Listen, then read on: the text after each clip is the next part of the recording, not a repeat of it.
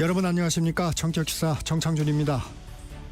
이재명, 김문수, 이준석 대선 후보들이 대구 경북, 부산 경남 지역에서 보수 표심 쟁탈전을 벌였습니다. 특히 이준석 개혁신당 후보는 대학생들과 학식 먹자 이벤트를 이어가며 20대 표심 공략에 집중했는데 잠시 후 이준석 후보 연결해 선거 유세 전략과 공약 내용 들어보겠습니다. 이어서 최재성 민주당 총괄선거대책본부 전략자문단장과 대선 관전 포인트 짚어보겠습니다. 매주 목요일 코너 진격의 경제 문화 이슈에도 다양한 소식 준비되어 있습니다. 정책시사는 유튜브로도 실시간 방송됩니다. 5월 15일 목요일 정책시사 출발합니다.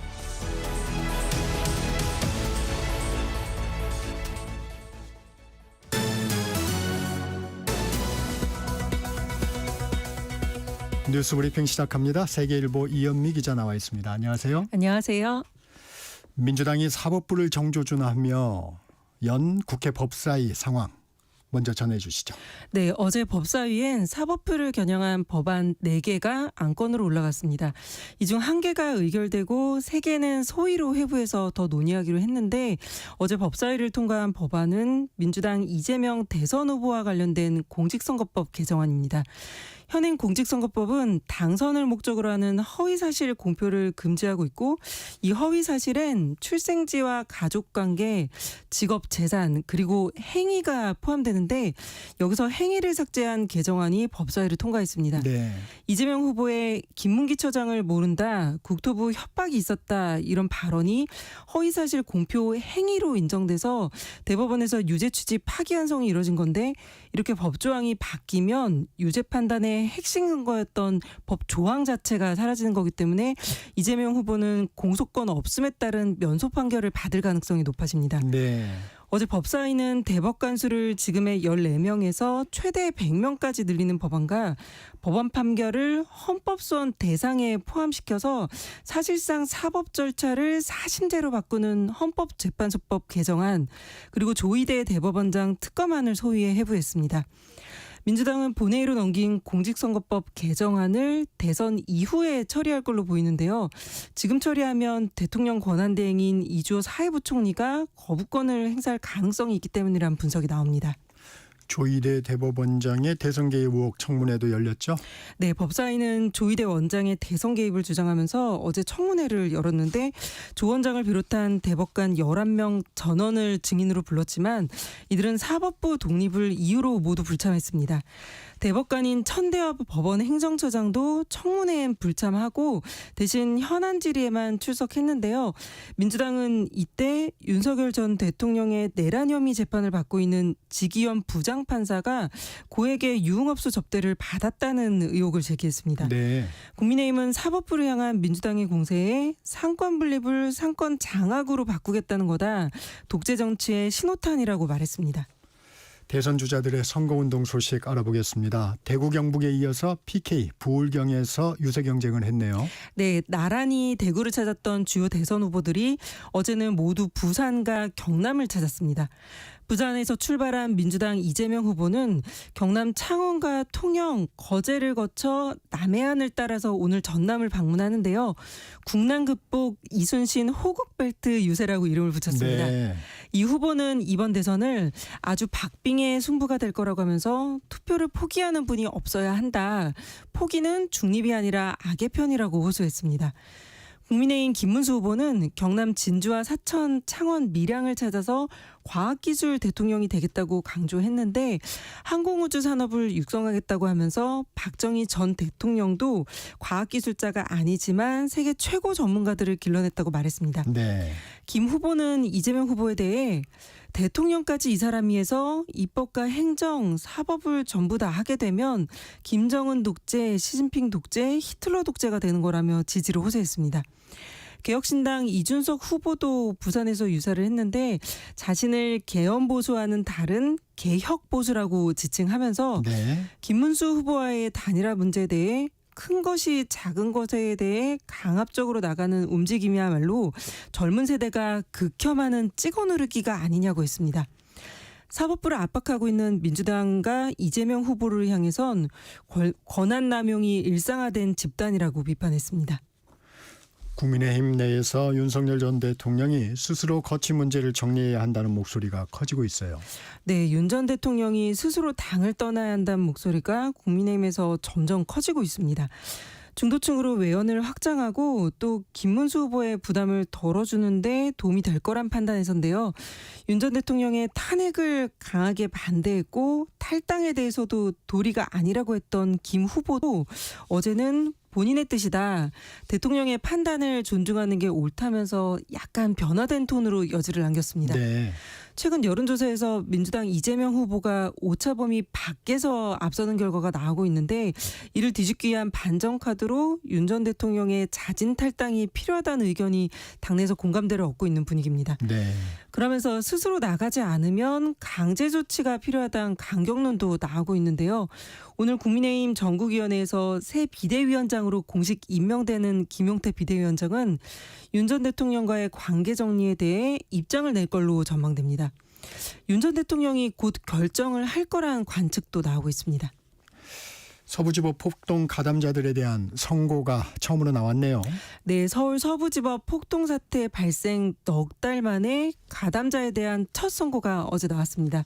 20대인 소모 씨와 30대인 김모 씨에게 각각 징역 1년과 1년 6개월이 선고됐는데 네. 재판부는 전체 범행의 결과는 참혹하다며 사법부의 영장 발부 여부를 정치적 음모로 규정하고 그에 대해 즉각적으로 응징과 보복을 해야 한다는 집념과 집착이 이뤄낸 범행이라고 질타했습니다.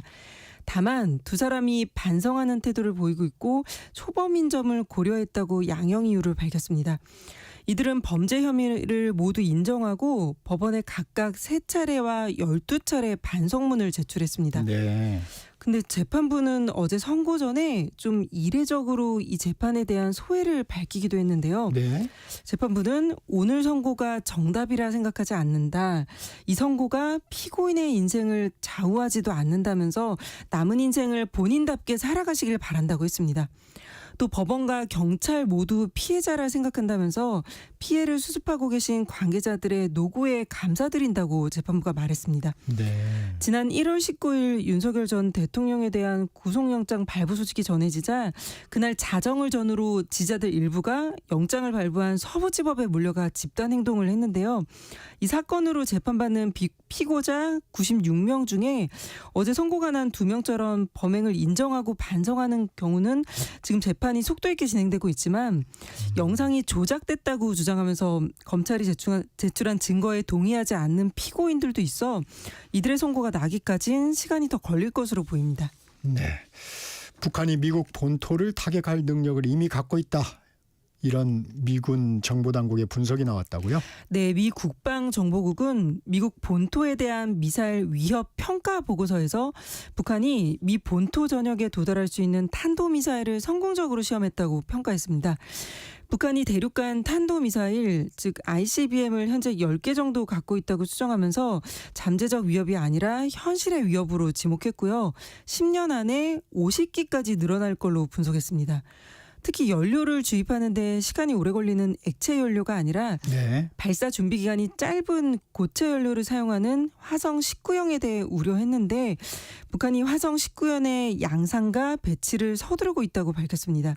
또 북한의 오판 가능성이 있다고 하면서 한반도에서 새로운 분쟁이 촉발될 수 있다고도 지적했습니다. 한국개발연구원 KDI가 우리나라의 경제 성장률 전망치를 절반으로 낮췄네요. 네, KDI가 올해 한국 경제 성장률을 0.8%로 전망했습니다. 네.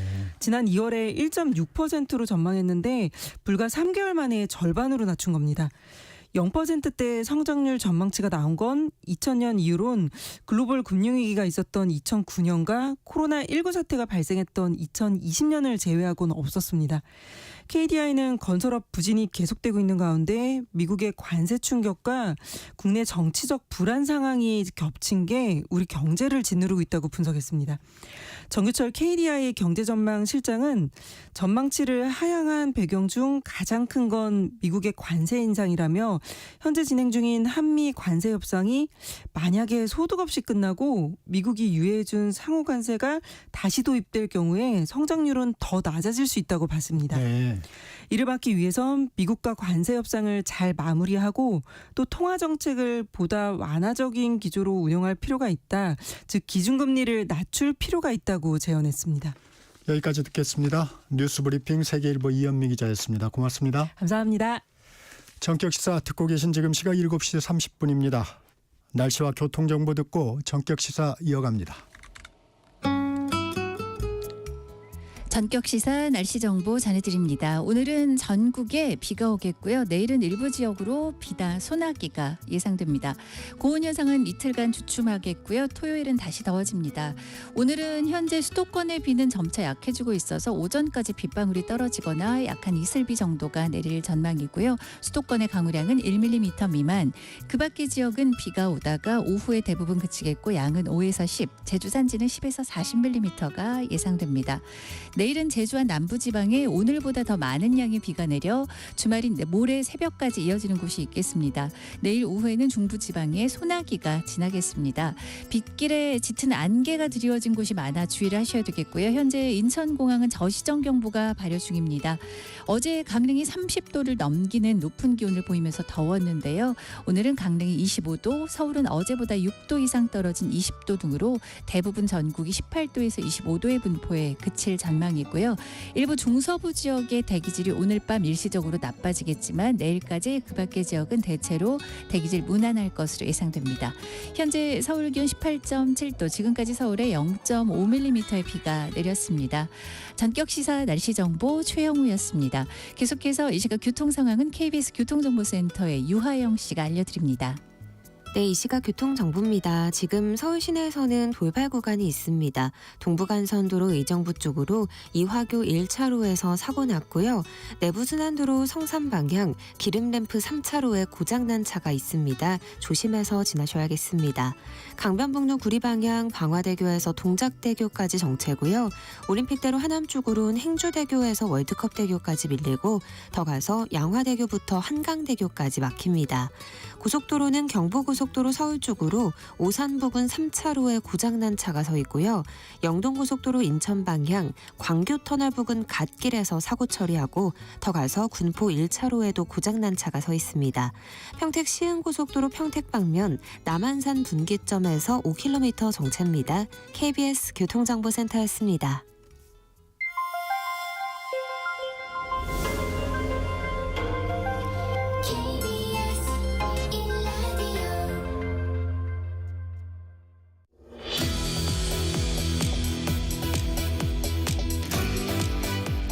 전격 인터뷰 21대 대통령 선거 후보자인 기호 4번 이준석 개혁신당 후보 전화 연결합니다. 이 후보님 나와 계시죠? 네, 안녕하십니까. 목이 많이 쉬셨네요. 오늘 선거운동 일정은 어떻게 되나요? 오늘 아침에 이제 가산 디지털 단지에 선거운동을 하고 그리고 또 서울 교대에서 이렇게 학식 먹는 이런 일정을 진행하려고 하고 있습니다. 주초부터 대구, 경북, 부산을 방문했습니다. 지역 민심 어떻게 느끼셨습니까? 아무래도 영남 지역 같은 경우에는 보수 세력이 많은 곳이고 그런데 이번에 계엄이나 이런 과정을 통해 가지고 실망하신 분들이 새로운 대안을 모색하고 있다 이런 판단을 했습니다. 각 지역 대학교를 돌면서 학생들과 학식 회동을 하고 있습니다. 젊은 세대들과 교감을 넓히고 있는데 이 같은 선거운동 어떤 효과를 기대하시나요? 실제로 젊은 세대들이 바라는 것이 무엇인지를 굉장히 구체적으로 들을 수 있어서 정말 좋고요. 그리고 젊은 세대 같은 경우에도 대통령이 되겠다는 사람이 격의 없이 학교 식당에서 이렇게 밥을 먹고 이렇게 하는 걸 보면서 거리감을 굉장히 좁히고 있다는 생각이 듭니다. 직접 식판을 들고 음식을 받아서 학생들과 하던데 보통 학생들이 미리 세팅이 되나요? 아니면 즉흥적으로 하시는 건가요? 저희가 사실 학생들이 신청을 하면은 그 학교를 이제 신청자수 많은 순으로 골라가지고 저희가 방문을 하게 되는데요. 그런데 그 신청자들이 그 중에서 어떤 분들이 저와 같이 앉게 될지는 현장의 즉석에서 결정됩니다. 아, 그렇군요. TK, PK 지역을 새 후보들이 모두 돌았는데 이준석 후보의 한계가 지역 기반이 없다, 지지층 범위가 좁다 이런 지적도 있습니다. 어떤 말씀 주시겠습니까? 사실 지금 거대 양당이 그 지역 기반을 가지고 정치하면서 대한민국 정치에 끼친 영향이 안 좋은 영향이 많다고 생각합니다. 그렇기 때문에 저희 개혁신당 같은 경우에는 세대적 지지를 기반으로 해서 좀 더 정책적으로 일관성이 있는 행보를 할 수 있기 때문에 그런 새로운 정당 모델의 시도이고 저희가 의미 있는 시도를 하고 있다고 생각합니다. 공약도 좀 살펴보겠습니다. 이재명 후보와 김문수 후보는 한 목소리로 경제 성장을 1순위 공약으로 꼽았는데 이 후보님은 대통령 힘 빼기를 1호 공약으로 내세웠어요. 어떤 배경인가요? 결국 대한민국의 이런 많은 정치적 문제들이 대통령에게 권한이 집중되고 그를 통해 가지고 독재적 성향을 띠는 사람들이 나타나는 것이 문제다 이런 생각하고 있기 때문에 저희는 대통령의 권한을 분산시키는 것이 제일 중요하다 이런 생각을 하고 실제적으로 지방 분권 이런 것들까지 담아서 고민하고 있습니다. 청년층을 공략하고 있는데 청년을 위한 대표 공약은 뭔가요? 아무래도 지금 젊은 세대가 일자리 문제를 굉장히 중요하게 생각하고 있고요. 네. 그리고 젊은 세대가 중요하게 생각하는 것이 지금 젊은 세대의 아젠다나 아니면은 이야기가 반영될 경로가 없다는 겁니다. 그렇기 때문에 정치에 있어가지고 젊은 세대의 발언권이 좀 더 커지는 방향으로 저희가 여러 가지 공약을 하고 있습니다. 구체적으로 말씀 주실 법안이 있을까요? 법안이나 아니면 정책이나? 지금 저희가 봤을 때는요, 그 국민연금 제도 같은 경우에 네. 젊은 세대의 의견이 반영되지 않는 형태로 이번에 개혁안이 통과됐거든요. 네. 저희 같은 경우에는 그런 국민연금 개혁안이라고 하는 것도 젊은 세대의 의사가 반영이 되지 않은 상태에서 이렇게 진행되었기 때문에 앞으로 그런 부분을 되돌릴 수 있도록 하는 부분까지 포함해서 구연금과 신연금의 분리 이런 걸 통해서 실제 젊은 세대와 기성세대가 같이 공존할 수 있는 형태의 정책들을 만들려고 하고 있습니다. 이준석 후보는 이재명 후보의 서울대 10개 만들기 프로젝트가 거짓말로 귀결될 가능성이 높다고 말했습니다. 이유가 뭔가요? 사실 서울대 10개라고 하는 것은 그냥 서울대라는 세 글자 이름에 집착해가지고 자극적인 공약을 던지는 것이지 그것이 뭐 현실적으로 지금까지도 뭐 국립대 서울대 공동학위라든지 이런 것들 계획이 많았지만은 실제로 추진된 사례가 없습니다. 그렇기 때문에 그거는 너무 포퓰리즘적인 공약이다 이렇게 판단하고 있습니다. 이름을 내건 포퓰리즘적 공약이다 이렇게 보시는 거군요. 네, 그렇습니다. 이준석 후보가 생각하는 지방 거점 국립대 육성 방안은 뭔가요? 아무래도 지방 거점 국립대가 지금까지는 뭐 지방에서 경쟁력을 가지고 있었지만은 최근에 학령 인구가 줄어들면서 수도권 대학 정원은 줄지 않았기 때문에 오히려 수도권 대학에서 대부분의 정원을 소화하고 나중에 지방 거점 국립대가 그 다음에 오는 상황이 발생하고 있거든요. 그래서 저는 수도권 대학에 대해 가지고 합리적인 정원 감축이 시작돼야 된다 이런 생각을 하고 있습니다. 네. 사실 지방 국립대보다 더 심각한 게 지방 사립대입니다. 재정 위기로 폐교 위기인 학교가 많다고 하는데 이 부분에 대한 보완은 뭘 준비하고 계십니까? 실제로 학령 인구가 많이 줄었기 때문에 경쟁력 없는 학교들에 대한 좀 통폐합이나 이런 것들도 진행은 돼야겠지만 네. 아까 말씀드린 것처럼 학령 인구가 준 만큼 그 비율에 따라 가지고 수도권에 있는 대학의 정원 조정이 필요했었는데 그 부분이 일어나고 있지 않기 때문에 지방에 있는 인재들이 지금 사실 수도권으로 다 올라오고 있는 상황이거든요. 네. 저는 그 상황을 타개하기 위해서는 정원 조정이 어느 정도 일어나야 된다 이런 생각하고 있습니다. 정원 조정. 예. 네. 민주당, 국민의힘, 개혁신당 모두 국가 균형 발전과 자치분권을 위한 행정수도 세종 완성을 약속을 했습니다. 대통령실과 국회 이전과 관련해서 새 후보들의 입장이 조금씩 다른 것 같습니다. 이 후보님의 정확한 입장은 뭔가요? 저희는 대통령 집무실과 국회의사당, 제2의사당을 합쳐가지고 명품 집무실을 만들어야 된다는 이야기를 했고요. 실제 지금 세종시 S1 구역에 19만 평 가까운 땅이 지금 있습니다. 네. 원래 의사당 부지인데 그 공간에 그 지금 대통령 집무실과 의사당을 통합해서 브라질의 브라질리아 모델처럼 입법부와 행정부가 하나의 구역 안에 공존할 수 있는 형태의 그런 공간을 만들어내려고 하고 있습니다.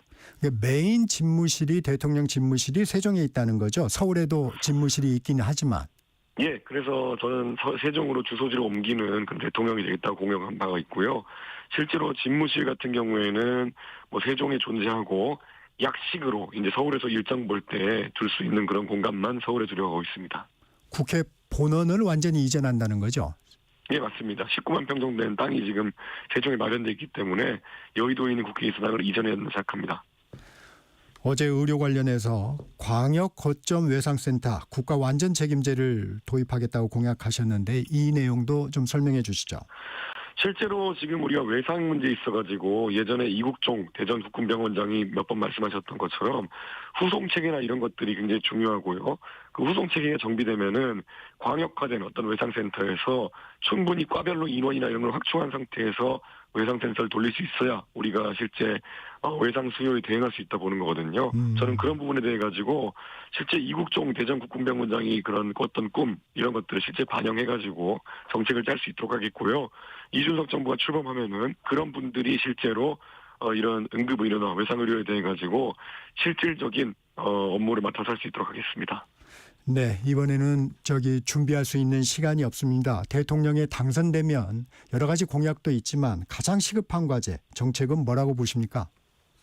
저는 트럼프 대통령과의 외교 통상 분쟁을 어떻게 해결하느냐가 굉장히 중요한 문제일 거라 생각하고요. 네. 그리고 또 과학기술 패권 경쟁이 있어가지고 중국에 어떻게 대응할 것이냐 이 두 가지라 봅니다. 그래서 대통령이 우선 한미 외교를 점검하는 것이 최우선일 것이고 최대한 빠른 시간 내에 미국을 방문해가지고 이 문제 해결하는 것이 중요하다 생각하고요.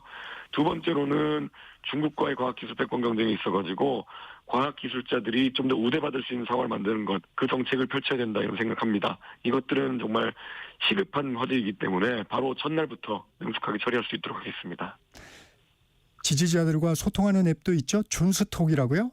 예, 맞습니다. 저희는 앱으로 전 지지자들과 소통하면서 의견을 실시간으로 반영하고 있습니다. 이게 게임도 출시한다는데 이게 어떤 방식의 선거운동입니까? 실제로 정책 같은 것들을 저희가 게임으로 만들어가지고 이 게임을 하면서 저희 캠프에서 나온 정책 같은 것들을 지지자나 일반 국민들이 좀 숙지할 수 있도록 해가지고요. 다른 유권자들 설득하는 데 도움이 될 수 있도록 하고 있습니다. 정치 현안도 좀 살펴보겠습니다. 이 단일화 문제 묻지 말라고 하시지만 안 물어볼 수도 없습니다. 김용태 국민의힘 비대위원장 내정자가 단일화에 대해서 국민의힘 후보가 이긴다는 확신이 든다면 논의의 장이 열리지 않을까 생각이 든다고 말했습니다. 단일화와 관련해서 연락하겠다고 합니다. 연락 오면 만나시겠습니까? 전혀 만날 생각이 없고 단일화라고 하는 것은 실제로 정치공학적일 뿐이고 국민의힘이 그 내부에서 한덕수 후보와 단일화하겠다고 했던 그 과정도 얼마나 국민들의 눈살을 찌푸리고 실제로 아름답지 못한 결말이 났는지 다 기억하고 있습니다. 그렇기 때문에 이번 선거에 참 이재명 후보를 상대해서 여러 공약과 정책을 밝히기도 시간이 부족한데 어떻게 그렇게 자꾸 정치과학적인 면에만 매달리는지 궁금합니다. 김문수 후보가 김용태 비대위원장을 내정한 것은 이준석 후보와의 단일화도 염두에 두고 했을까요? 뭐 그런 의도가 있는지는 모르겠지만은 어쨌든 그 의도에 대한 부분은 김용태 위원장이 할 일이 없어 보입니다. 이준석 후보는 이런 말을 했습니다. 만약 단일화한다고 하더라도 큰 것이 강압적으로 작은 것을 억누르는 형태라면 국민에게 어떤 감동을 주지 못할 것이다. 이건 어떤 의미인가요? 실제로 김문수 후보가 그 한덕수 후보의 단일화 과정에서 아까 말씀드린 것처럼 좋지 않은 모습을 보인 것처럼 이게 소위 말하는 답정너라고 하는 답은 정해져 있으니까 너는 따라오면 돼. 이런 식의 단일화 주장을 하는 것 자체가 국민들에게 피로감을 준다. 이런 생각을 하고 있습니다. 단일화에 공감하는 국민들 수도 적은 상황 속에서 왜 자꾸 그런 이야기를 하는지 궁금합니다. 이준석 후보가 주도적으로 단일화를 제안할 생각은 없나요? 전혀 없습니다. 저는 지금 국민의힘과 같이 이번 계엄 사태에 대해서 책임이 있는 정당이 단일화를 운운하면서 어떤 대선에 대한 정치공학적 요구를 하는 것 자체가 국민들에게 계속 지탄받을 일이라는 생각합니다. 윤석열 전 대통령 탈당 얘기도 계속 나오고 있습니다. 보수 인사죠. 서정욱 변호사가 윤 전 대통령이 선제 탈당을 할 수 있다고 말한 데 이어서 조원진 우리공화당 대표도 윤 전 대통령이 곧 결단할 것이라고 말했습니다. 윤 전 대통령 자진 탈당할까요?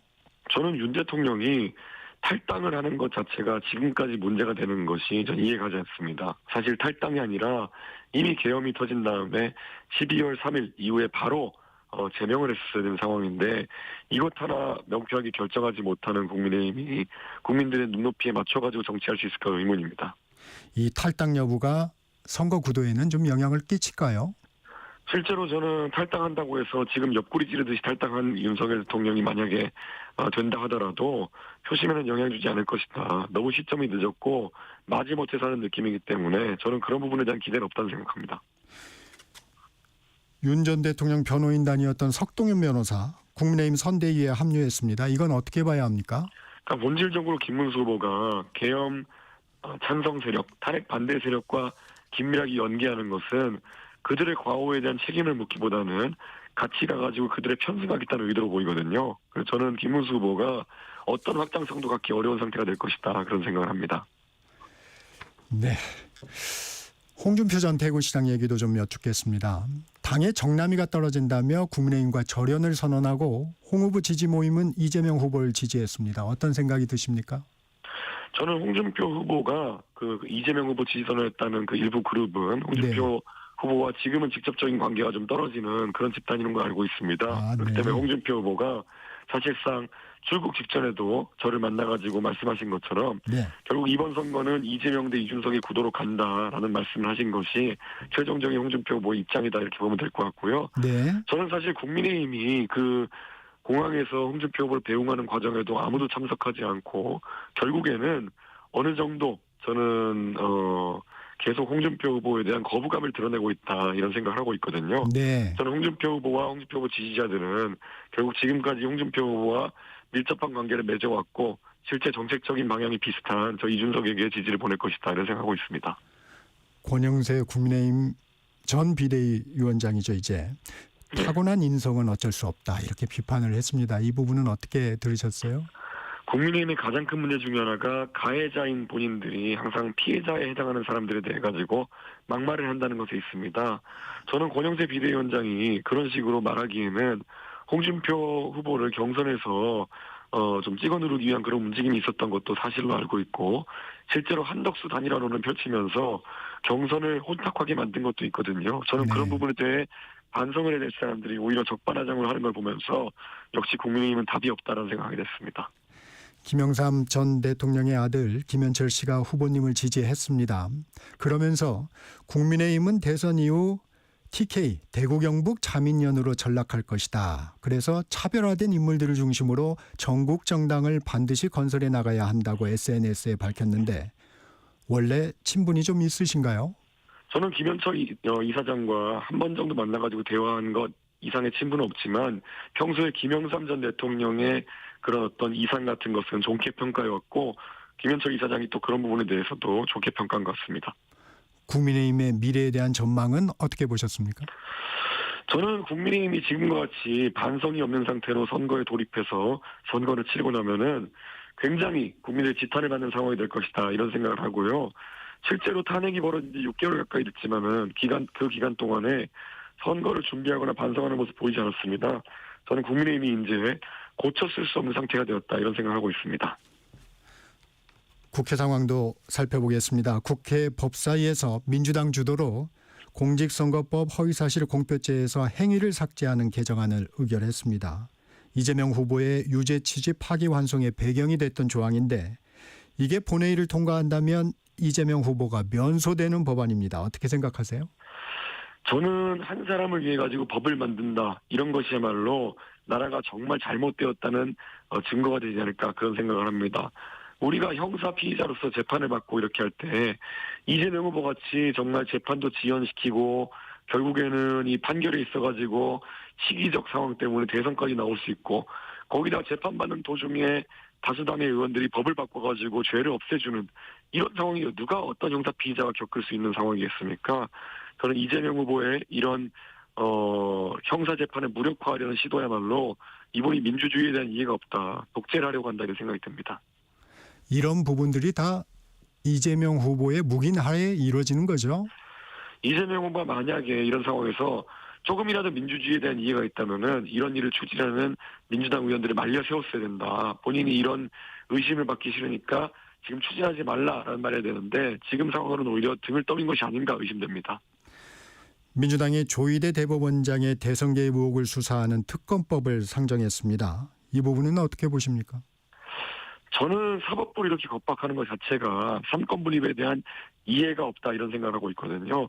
저는 그래서 이재명 후보가 정말 대한민국 정치뿐만 아니라 대한민국의 민주주의를 망가뜨리고 있다, 그런 생각을 하고 있고요. 이런 움직임을 막아세우지 못한다면은 결국 대한민국의 민주주의는 87년 이전으로 후퇴하게 될 것이다, 그런 생각을 합니다. 대법관 수를 늘리는 법원조직법 개정안, 이 시기의 문제는 있지만 이런 부분들은 검토가 필요하다는 의견도 좀 있습니다. 이 법안에 대해서는 어떤 의견이십니까? 실제로 이것을 시작하게 된 계기가 이재명 후보가 본인에 대한 대법원의 판결이 마음에 들지 않아서 시작한 것이기 때문에 아까 말씀드렸던 것처럼 일관되게 이재명 후보는 본인에게 마음되는 행동을 하지 않는 사람들에게 해코지를 하는 정치를 하고 있거든요. 저는 이거야말로 굉장히 위험한 시도다 이렇게 규정합니다. 민주당이 지속적으로 사법부를 압박하는 어떤 의도가 있을까요? 저는 말 그대로 지금 입법권을 장악한 이재명 후보가 만약 대통령이 되어서 행정권을 장악한다면은 이제 사법부만 장악한다고 하면은 본인이 실질적으로 모든 헌법적 권한을 휘두를 수 있다 이렇게 생각하는 것 같습니다. 그래서 이 사법부를 장악하기 위한 시도를 계속 하고 있는 것이고요. 그에 대해 여러 가지 이유를 대고 있지만은 그 이유는 크게 관계없고 결국 권력 장악에 대한 욕심이다 이렇게 생각합니다. 대선 지지율 여론조사들이 나오고 있습니다. 개혁신당에서는 1차 목표를 15%로 잡으셨어요. 예. 1차 목표 시간은 이제 한 2주 짧습니다. 언제쯤 1차 목표 달성할 생각이십니까? 저희는 최대한 빠르게 1차 목표를 달성했던 생각이고요. 사실 오늘이 15일인데 저희는 15일쯤에 지금 두 자릿수 지지율 달성할 것이라고 예상했는데 아직은 조금 뒤처지고 있습니다. 하지만 저희가 어쨌든 그 동탄 선거 때도 그랬듯이 탄력을 받으면은 상승할 수 있는 구도다 이렇게 판단하고 있습니다. 이 후보가 기대하는 동탄 모델을 이루려면 예를 들면 투표일 언제 정도 전에는 득표율이 어느 정도 나와야 된다고 보십니까? 저희는 이번에 TV 토론이 이제 이번 주말에 예정돼 있기 때문에요. 네. 그것을 기점으로 좀 변화가 일어날 것이다. 이런 판단하고 있습니다. 그래서 TV 토론에서의 결과를 바탕으로 저희가 다음 주 초가 될 때면은 안정적으로 치고 올라갈 것이다를 생각하고 있습니다. TV 토론 지금 말씀하셨는데 어떤 전략으로 좀 임하시겠어요? 저는 이재명 후보의 그 포퓰리즘적인 정책 같은 경우에는 굉장히 지적해야 될 부분이 많다 이런 말씀드리고요. 그 부분 짚어내고 또 한편으로는 저희 정책 중에서 아직 알려지지 않은 부분들 예를 들어 정부 효율화라든지 이런 부분 잘 네. 담아내가지고 유권자에게 설명할 수 있도록 하겠습니다. 민주당 이재명 후보는 방탄복을 입고 선거운동을 하고 있습니다. 이 후보 혹시 선거운동 과정에서 위험한 상황들은 없습니까? 저 같은 경우에는 사실 지금까지 이재명 후보처럼 유권자들의 위협을 의식하면서 선거운동을 하고 있거나 이러진 않습니다. 유권자들이 가는 곳마다 반겨주시고 또 무엇보다도 유권자들이 굉장히 기대감을 갖고 말씀하시기 때문에 저는 유권자들을 항상 가까이에서 진정성 있게 대하려고 하지 방탄복이니 방탄유리니 이러면서 거리감을 두면서 유권자를 대하는 정치를 하지 않으려고 합니다. 이재명 후보를 향한 테러 위협에 대해 민주당 선대위는 제보가 잇따르고 있다. 이렇게 얘기를 하고 신변에 문제 생기면 이주호 권한대행 책임이라며 대책을 요구했습니다. 대통령 그런 긴장감을 네. 이야기하는 것 자체가 네. 유권자를 가까이서 접하지 않아도 되는 이유를 설명하기 위해서 그렇게 말씀하시는 것 같은데요. 이재명 후보가 아무래도 지난 총선 때 실제 피습을 당하신 적이 있기 때문에 네. 조금 민감할 수도 있고 그래서 다른 후보들이 거기에다 비판을 하거나 지적을 하지 못하지만은 유권자를 가까이에서 만나겠다는 의도가 있다면은 더 다른 방법들로 그렇게 할 수 있었을 텐데 그렇게 하지 않은 것은 저는 이재명 후보가 나름의 판단이 있겠지만은 좀 의아한 생각이 듭니다. 네. 이 후보 공약 중에 다자녀 차량에 핑크 번호판을 붙이게 하자 이런 공약도 있어요. 다소 새롭던데 이 내용은 어떤 내용인가요? 실제로 저출산 문제를 해결하기 위해 가지고 다자녀에게 여러 가지 혜택 주는 것들, 출산 지원금부터 그리고 주택 특별 공급까지 다 있지만은 그런 것들을 하면서도 한편으로는 일상에서 굉장히 편하게 느낄 수 있는 혜택들을 저희가 마련하기 위해서는 다자녀 가구에 대해 가지고 전용 차량 이용 혜택이라든지 이런 것들을 제공하기 편하도록 아예 번호판 색깔을 좀 바꾸자라는 아이디어가 나왔습니다. 실제 전기차 같은 경우에도 지금 하늘색 이런 번호판을 쓰고 있는데 네, 그렇죠. 저도 전기차를 운전하지만은 그런 쏠쏠한 혜택들, 고속도로 통행요금 감면이라든지 아니면은 또 주차요금 감면이라든지 이런 것들 접할 때마다 굉장히 전기차 사용하기 잘했다라는 생각이 되는 거거든요. 다자녀에 대해서도 비슷한 이런 혜택들을 통해 가지고 실제 체감할 수 있는 혜택들을 좀 늘려가려고 합니다. 이준석 후보 계엄 보수가 아니고 개혁 보수를 내세우면서 국민의힘과 차별화하고 있습니다. 어떤 부분 좀 국민의힘과 차별화를 위해서 주안점을 두고 계십니까? 실제로 저희 개혁신당 같은 경우는 젊은 세대의 지지를 많이 받고 있다는 것이 대한민국 정치를 이야기하면서 논리와 이성을 앞세운다는 점이 아마 좀 다를 것 같습니다. 네. 이 논리와 이성을 바탕으로 해가지고 저희가 좀 정치를 지금까지의 대한민국 패거리 정치나 감성 정치를 벗어나가지고 항상 합리적인 이야기를 하면서 적어도 처음에는 약간 이준석에 대해 가지고 다른 생각을 하더라도 나중에 이준석이 말한 게 옳았더라라는 이야기를 들을 수 있는 그런 정치를 하는 것이 저희 개혁신당과 이준석의 바람입니다. 네. 오늘은 여기까지 듣겠습니다. 지금까지 기호 4번 개혁신당 이준석 대선 후보와 말씀 나눴습니다. 고맙습니다. 예, 감사합니다. 정격시사 1부 여기서 마칩니다. 전하는 말씀 듣고 2부에서 뵙겠습니다.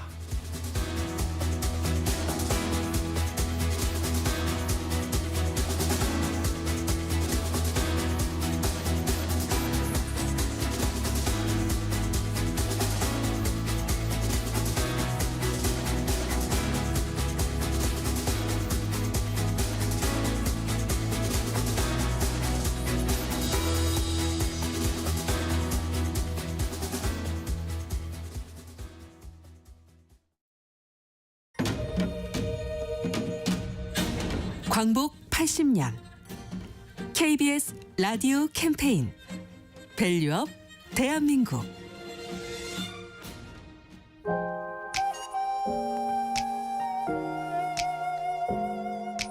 안녕하세요. 대한민국 기능 전승자 전통탈 1호 신정철입니다. 우리나라가 5,000년 역사라고 그러잖아요. 그렇게 역사가 긴 나라는 탈이 다 있었습니다. 전 세계에.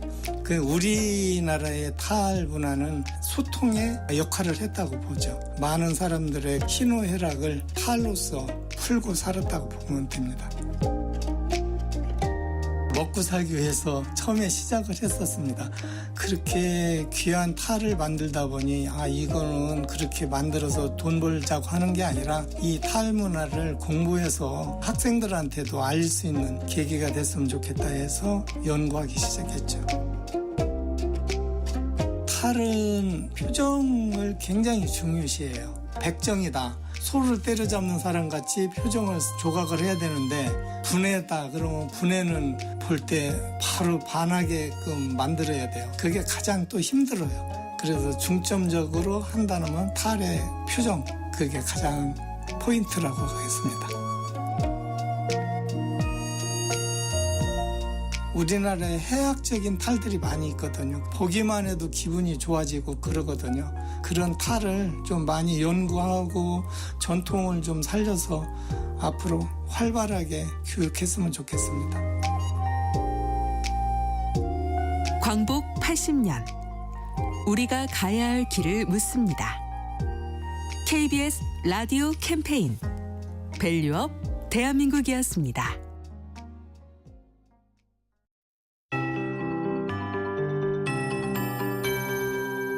KBS 58분 날씨. 현재 곳곳에 비가 오고 있습니다. 서울을 포함한 수도권의 비가 약해지면서 비가 그친 곳도 있고요. 이렇게 수도권은 오전까지는 빗방울이 약간 떨어지거나 약한 이슬비가 예상돼 앞으로의 강우량은 1mm 미만이고요. 그 밖의 지역은 5에서 10mm, 제주 산지 10에서 40mm의 비가 온 뒤 오후에 나머지 지역에 비가 그치겠습니다. 내일은 제주와 남부지방에 또 비 예보가 있습니다. 이 비는 주말인 모레 새벽까지 일부 경상권과 제주에 좀 더 이어지면서 내일 비가 남부지방과 제주에 상당량이 예상됩니다. 또 내일 오후에는 중부지방에 소나기가 지나는 금요일이 되겠습니다. 오늘 빗길에는 안개도 짙게 드리워져 있습니다. 현재 인천공항에 저시정 경보가 발효 중이니까 참고하시고요. 서해안에는 아주 안개가 심한 편입니다. 교통안전 주의하셔야 되겠습니다. 어제 강릉 등 동쪽 지역의 기온은 30도 안팎까지 올라서 매우 더웠습니다. 오늘 강릉이 25도, 서울은 어제보다 6도 떨어진 20도로 예상되는 등 전국이 18도에서 25도로 어제보다 기온이 떨어지겠고요. 내일까지 비 예보가 잦아서 기온이 잠시 소폭 내려앉다가 토요일은 다시 더워질 전망입니다. 대기질은 내일까지 무난한데요. 오늘 밤 일시적으로 일부 중서부 지역에 미세먼지 농도가 높겠습니다. 현재 서울 기온 18도, 지금까지 서울에 0.7mm의 비가 왔습니다. 최영우였습니다.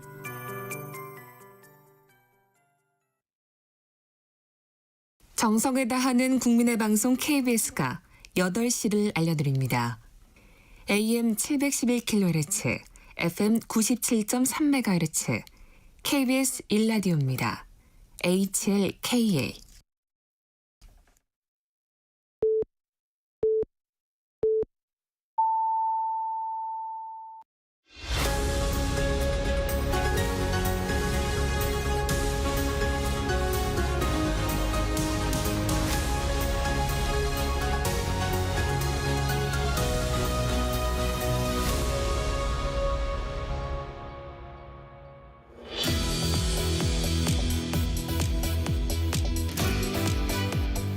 정격 인터뷰, 이번엔 민주당 총괄선거대책본부 전략자문단장을 맡고 계신 최재성 전 청와대 정무수석과 대선 판세 분석해 보겠습니다. 수석님 어서 오세요. 안녕하세요. 대선까지 이제 19일 남았습니다. 현재 판세는 좀 어떻게 읽고 계세요?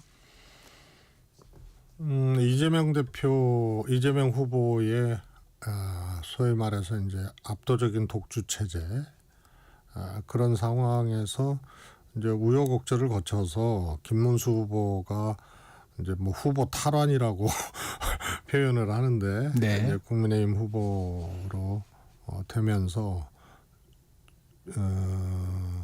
김문수 후보의 지지율 이런 것들이 조금 이렇게 높아지고 있는, 네. 이런 양상. 뭐 일부에서 그걸 뭐 추격이 되고 있다 뭐 이러는데요.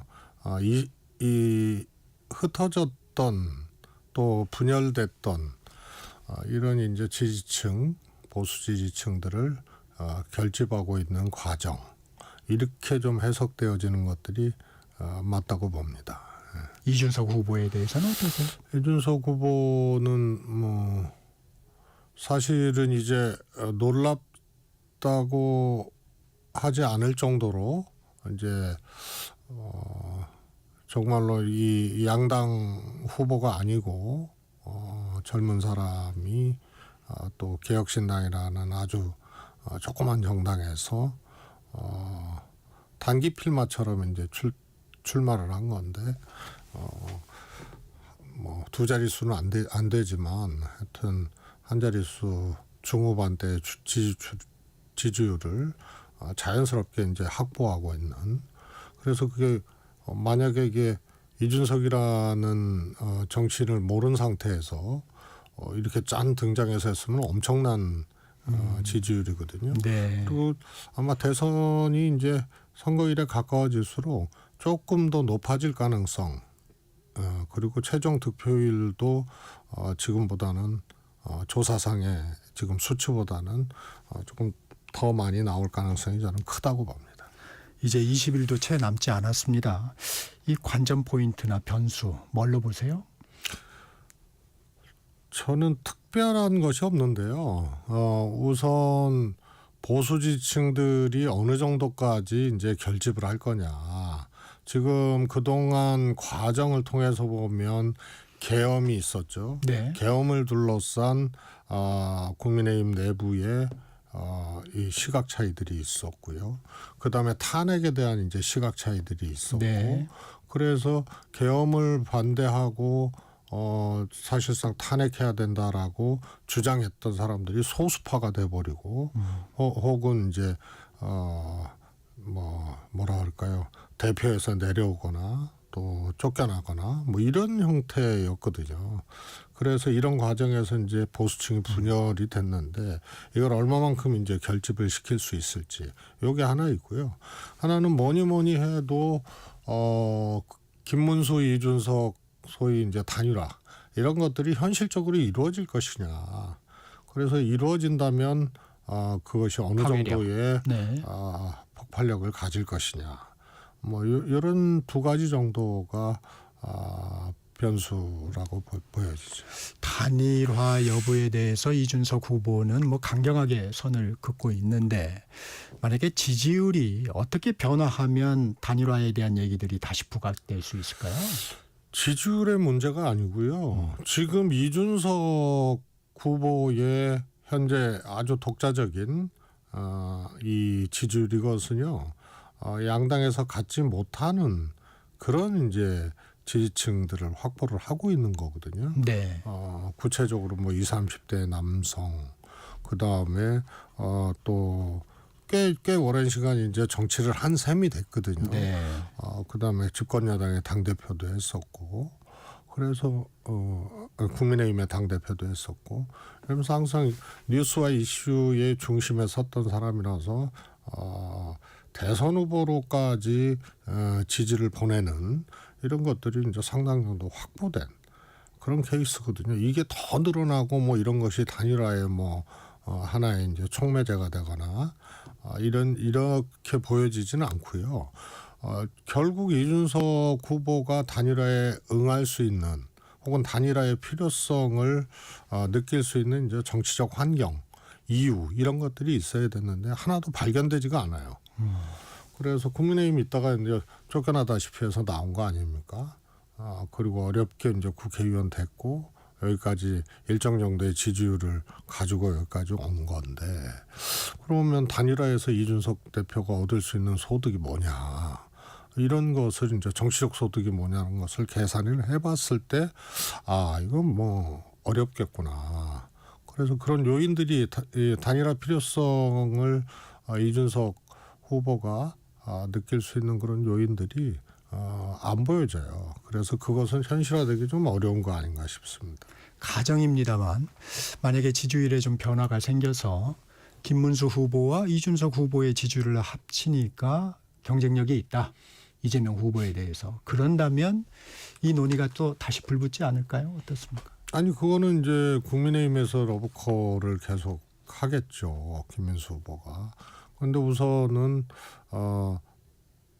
뭐 이거는 뭐 예단입니다만은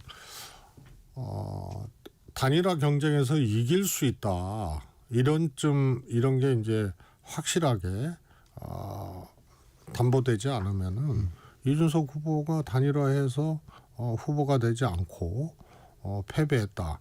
그럼 그 다음에 갈 수 있는 정치적 지점이 뭐냐? 국민의힘 입당하는 거 아니에요? 그런데 국민의힘 입당해서 김문수 후보가 되고 떨어진 후보가 다시 당대표가 나중에 당대표로 소환이 되고 뭐 이러면 거기서 그다음에 김문수 후보에 대해서는 뭐 아시겠지만 이준석 대표 입장에서는 그 동의할 수 없는 또 부분들이 있거든요. 그래서 다시 맨 땅에서 국민의힘 정치를 시작하는 것 말고는 없단 말이에요. 그래서 아마 국민의힘이 조금 더 어려워지고 조금 더 위태로워지고, 그래서 다음 지방선거를 치르는데 도저히 안 되겠다. 그리고 국민의힘이 정당으로서 제대로 지금 존립할지 걱정스러운 부분들이 꽤 있잖아요. 그래서 저는 뭐 그게 분당 수준으로 갈 거라고 이제 얘기를 했는데, 분당 내지는 분당 수준으로 저게 도저히 그 국민의힘 내부가 정당으로서 정치를 해나가기가 참 어려운 구조가 돼버렸어요. 그러면은 다음 지방선거쯤에서 도저히 이거는 뭐 어렵다 하면은 그때 이제 정치적으로 다시 이준석 대표가 귀환할 수 있는 그런 환경이 만들어질지는 모르겠으나 지금으로서는 그 요인이 안 보여요. 그럼 거꾸로 이준석 후보 지지율이 올라가고 김문수 후보 지지율이 오히려 떨어지고 이래서 단일화해서 이준석 대표가 될 것 같다. 그러면은 김문수 후보가 안 하죠.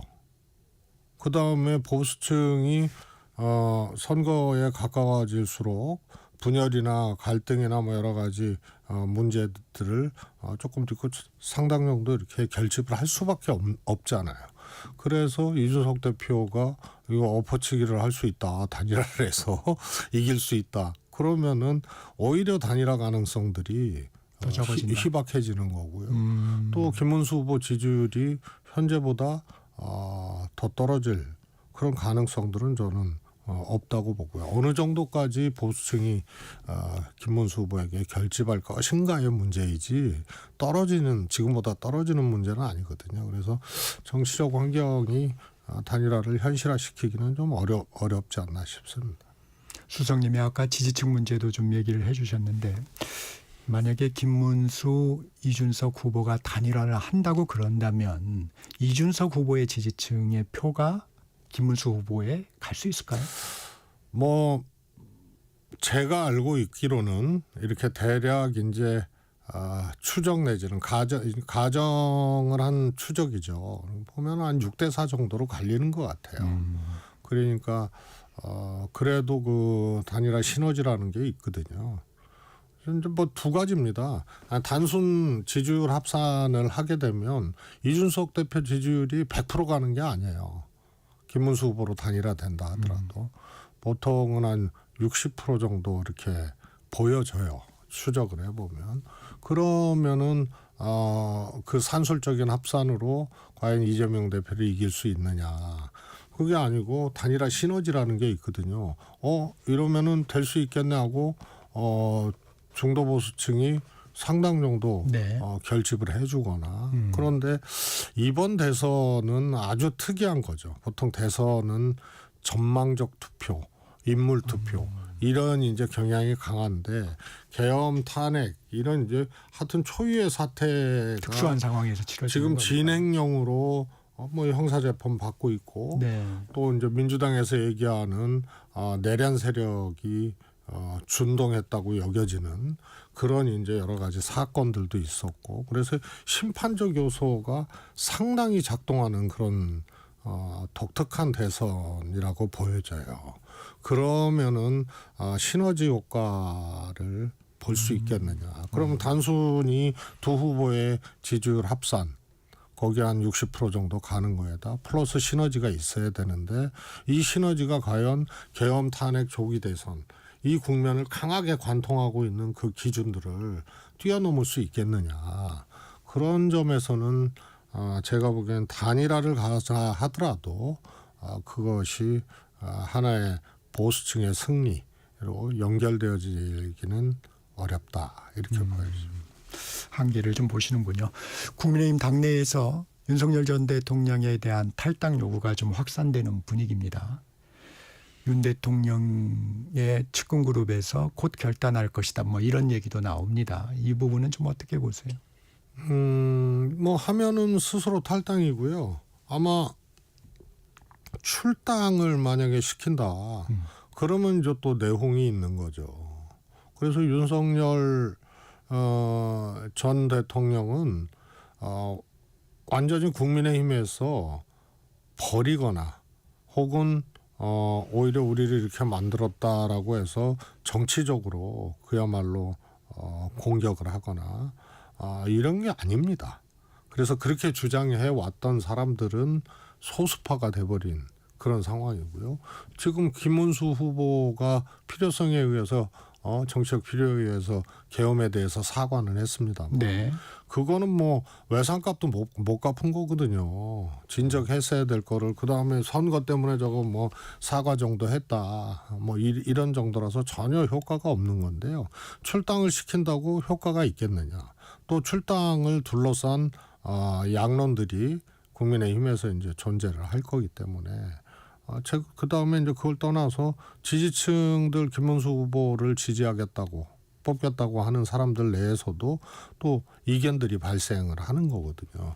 그래서 아마 출당을 시키는 것 자체가 최소한 윤석열 전 대통령 지지자들은 상당 정도 거기에 대해서 반발을 할 거 아니에요.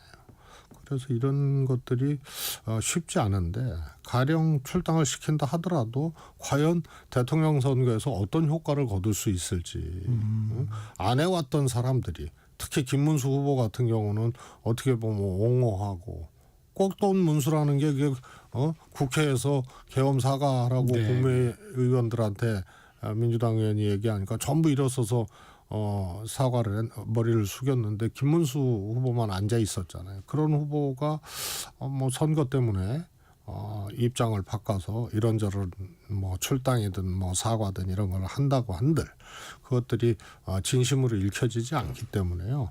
오히려 이제 분열의 요소로 보수층 분열의 요소로 좀 작동할 가능성이 크죠. 출당은. 예, 그렇기 때문에 쉽지 않고요. 한다 하더라도 효과는 없을 것이다. 그래서 김문수 후보가 자꾸 멈칫거리고 주저주저 하는 건가요? 네, 뭐 도리가 아니다라는 얘기를 한 거 아니에요.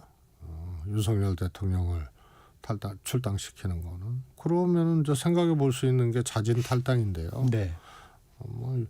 윤 대통령이 워낙 상상 밖의 일을 현실화시키는 분이라서요. 정상적으로면은 본인이 탈당을 해야죠. 그런데 그에 대해서 정상적으로 생각할 수 없는 분이라서 그럼 어떻게 할지는 모르겠어요. 김용태 비대위원장 오늘 임명이 됩니다. 김용태 비대위원장의 사과 또 상식적 수준에서 김문수 후보가 얘기하도록 준비하겠다. 이런 얘기하는데 이 김용태 비대위원장이 되면서 부는 새로운 어떤 변화 분위기 이건 어떻게 평가하세요? 저는 없다고 보고요. 왜냐하면 통상 비대위원장이 포커싱을 받거나 메시지나 이 주장에 하나의 이제 무게가 실리고 이러려면은요 보통 선거에 패배한 다음에 비대위원장이 되거나 혹은 선거 전에 깜짝 놀랄 만한 가령 이준석 당대표가 될 때 대선 전이었거든요. 그건 이변 중에 이변이었잖아요. 그러면서 대선을 치르는데 상당한 도움이 됐던 대표예요. 이준석 대표가. 그런 젊은 사람들이 비대위원장 내지는 대표가 될 때는 선거에서 패배했거나 또 선거를 치르기 전에 대표가 되거나 이러면은 이게 포커싱이 가요. 그런데 지금 자기들끼리 후보 교체 사건 이런 걸 거치면서 권영세 비대위원장이 사퇴하고 공식 선거 운동이 시작된 후에 비대위원장이거든요. 그럼 여기에 주인공은 후보예요. 대선은. 그래서 김문수 대선 후보가 국민의힘 후보가 주연이고 비대위원장은 후보가 대통령 후보가 있는 상태에서 비대위원장은요. 일단은 포커싱을 받기가 좀 어렵고요. 그다음에 저는 오히려 마이너스 요소들이 있다고 봐요. 젊은 비대위원장. 예. 지금 굉장히 어려울 거예요. 김문수 후보에게 예를 들어서 전향적인 어떤 메시지를 요구하거나 이런 태도를 요구하거나 이런데 이게 안 받아들여지거나 이럴 수도 있는 거고요. 그래서 워낙 생각 차이가 큰 후보와 비대위원장이기 때문에 이게 이제 조율되기가 좀 쉽지 않을 겁니다. 그렇게 되면은 맹탕이거나 아니면은 또 이제 갈등으로 비춰지거나 이런 둘 중에 하나이기 때문에 제가 보기에는 그게 효과가 없다고 보고요. 그리고 혁신이나 쇄신이 지금 이 통용되기 어려운 시기죠. 공식 선거운동 시작되고 주인공은 대선 후보고 그러면 비대위원장이 다 끝나고 이제 선거 보름 남은 마당에 와가지고 혁신과 쇄신 얘기하고 메시지 변화를 얘기를 하고 이랬는데 근본적으로 이거는 우리는 완전히 석고대죄하고 완전히 이거 국민들한테 정말 죄송하다고 하고 윤 대통령한테 조치 취하고 어쩌고 저쩌고 그게 잘 이루어지기도 어려운 환경이고 또 효과도 사실은 그게 발휘하기가 어려운 상황이고요. 그래서 우선 비대위원장이 굉장히 조심스럽잖아요. 근데 원래 김용태 의원이 좀 말을 신중하게 하고 하는 부분도 있어요. 신중하게 해도요. 기본적으로 그래도 비대위원장으로 그 젊은 의원을 발탁한 이유도 그렇고요. 국민의힘하고 완전히 결이 다르잖아요. 그동안 소위 말해서 주류하고. 윤석열, 김문수 이런 분들의 정치적 내용과 스타일하고 완전히 다른 사람이기 때문에요. 그런데 지금 굉장히 조심하고 있는 거거든요. 이렇게 하겠다 이런 얘기가 아니고 그렇게 후보에게 변화를 요구하는 것을 지금 생각하고 있다. 이런 정도로 한다는 거는 요게 이제 갈등으로 비춰질 수도 있고 아니면 맹탕으로 별 내용 없이 그냥 비대위원장 보름하다 끝나는구나. 이렇게 비춰질 수 있다는 것을 아는 거죠. 왜 발탁했을까요? 그럼 저는 국민의힘이요. 지금 항상 이제 이변, 깜짝쇼, 땜질 뭐 이런 식으로 하잖아요. 비대위원장 누군가는 해야 되는데 뭐 권성동 원내대표 체제로 그냥 이 대선을 치르자니 명분이 약하고 후보 교체 주요가 아니에요 시도했던. 네. 그래서 저것도 이제 깜짝쇼 일환으로 이제 한 거죠. 그러나 시기로 보나 상황으로 보나 제가 보기에는 뭐 누구를 해도 마찬가지였을 텐데요. 바랬던 그런 깜짝쇼 효과는 사실 나타나기 이제 어려운 거죠. 수석님 보시기에 혹시 이준석 후보와의 단일화를 염두에 두고 한 포석은 아닐까요? 저는 뭐 지나친 거라고 보고요. 예, 개인적인 관계에도 사실은 이준석 쫓겨나고 나가고 이런 과정에서 결별을 한 거 아니에요? 김영태 의원도. 그러니까 결이 좀 다르게 된 거고요. 그다음에 그런 어떤 것을 염두에 두고 할 정도로 단일화라는 것이 정치적 무게나 이런 것들이 그렇게 가벼운 사안들이 아니거든요. 이 김문수 후보에 대해 한동훈 전 대표는 3가지 요구 사항을 내걸고 있습니다. 선대위 참여에 좀 적극적이지 않습니다. 결국은 들어올 걸로 보신다고요? 네네 그렇습니다. 이제 정치를 국민의힘 정치를 그만두지 않는 한은 안 할 수가 없는 거죠. 김문수 후보에 대한 시비나 과정에 어떤 일이 있었든 간에 거기에 대한 자기 감정 내지는 생각이나 이런 것이 있다선 치더라도 국민의힘에서 정치를 할 사람이면은 대선에서 김문수에 대한 판단 여부를 떠나서 대선을 치르는데 아무것도 안 했다. 그리고 선대위 거절을 했다. 그러면은 정치를 그만두지 않으면은 그렇게 하기 어려운 거죠. 이 명분이 좀 있어야 될 거 아니에요. 명분이 뭐가 있어요? 요구 사항을 좀 내걸었는데 김문수 후보가 받았다라든가. 저는 그러지는 않을 것 같아요. 그게 지금 보름 남은 선거에서 이제 전제는 한동훈이 정치를 그만두지 않고 계속한다. 보수 정치를 한다는 이제 입장하에 전제하에 보자면 그런 지금 상황에서 그런 전제 조건을 걸고 뭐 해서 되느니 안 되느니 이게 무슨 후보단이라도 아니고 그래서 이런 거 아니에요? 보수층 입장에서는 이겨야 된다. 그러기 때문에 보태야 된다. 이건데 여기에 이런저런 조건을 걸고 하느니 마느니 한다는 것 자체가 제가 보기엔 한동훈 후보한테는 한동훈 전 대표한테는 실이 더 많은 거죠. 그래서 아마 합류를 하게 되면 그냥 전격적으로 할 겁니다. 유승민 전 의원은 어떻습니까? 뭐 우선은 일단 그 양반은 뭐 출마를 경선에 이제 참여를 안 했잖아요. 네. 그래서 아마 제가 보기에는 지금 좀 도와달라고 얘기를 한 모양이에요. 근데 좀 고민해 보겠다 이 정도 수준인데. 거기도 마찬가지죠. 거기도 근데 이제 유승민 전 의원 같은 경우에는요.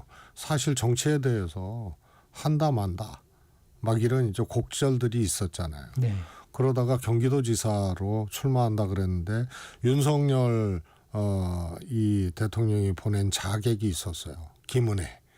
그래서 경선에서 이제 다 된 것에 자객이 나타나서 경선에서 지게 되고, 근데 그 전에 이제 정치 그만둔다고 얘기를 했거든. 그 뒤로 또 그만둘 거라고들 생각을 했죠.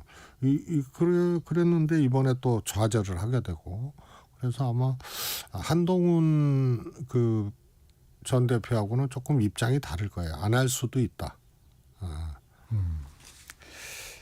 수석님 나오셨으니까 이것도 여쭤보겠습니다. 민주당 주도로 어제 공직선거법상 허위사실 공표 부분의 조건에서 행위 부분을 삭제하는 개정안을 국회 법사위에서 의결을 했어요.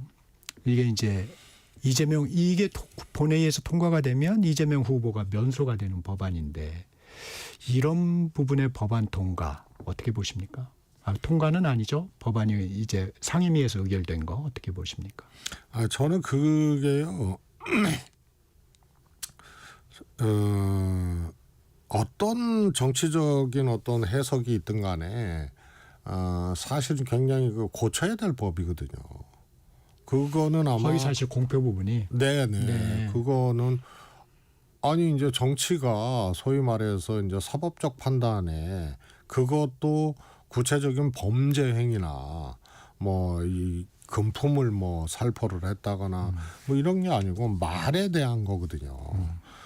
그래서 예를 들어서 뭐 학력을 위조했다거나 경력을 위조했다거나 뭐 이래서 뭐 당선무효형이 나오거나 그런 거는 저는 뭐 명징하다고 봐요.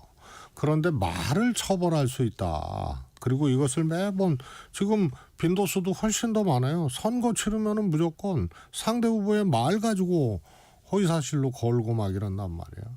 그래서 대체적으로 이번 대법원 판결에서도 소수 의견으로 나왔습니다만 정치인의 입장, 후보자의 입장에서 표현이나 주장에 대해서는 훨씬 더 이제 열어놓고 판결을 해왔던 건데 이번 대법원에서 이례적으로 했다 이런 소수 의견이 있었고 실제로 그렇고요.